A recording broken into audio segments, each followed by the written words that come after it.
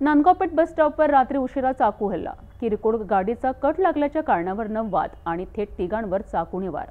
तिन्ही जण सध्या इरविन हॉस्पिटलमध्ये उपचार घेत आहेत। पोलिसांनी फक्त 2 तासात आरोपींना गजाआड केले आहे। 26 ऑगस्ट रोजी रात्री 10:30 वाजताच्या सुमारास अमरावतीतील नांदगावपेठ बस स्टॉप जवळ हा धक्कादायक प्रकार उघडला आहे।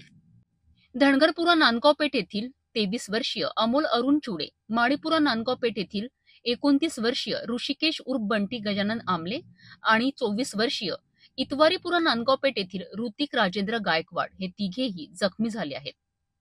घटना पुढील अशी आहे की आरोपी रोहित संदीप अमृते व त्याचे 2 साथीदार यांनी गाडीचा कट लागल्याचा किरकोळ कारणावरून या तिघांसोबत वाद घातला। वादातून चक्क चाकू बाहेर काढून तिघांवर हल्ला करण्यात आला। या हल्ल्यात तिन्ही इसम गंभीर जखमी झाले असून त्यांना तातडीने उपचारासाठी इरविन हॉस्पिटलमध्ये दाखल करण्यात आले आहेत। सुदैवाने तिन्ही जखमींची प्रकृती स्थिर असल्याची माहिती डॉक्टरांनी दिली आहे। दरम्यान नांदगावपेठ पोलिसांनी केवळ 2 तासात या हल्लेखोर आरोपींना अटक करून मोठे यश मिळवलेत।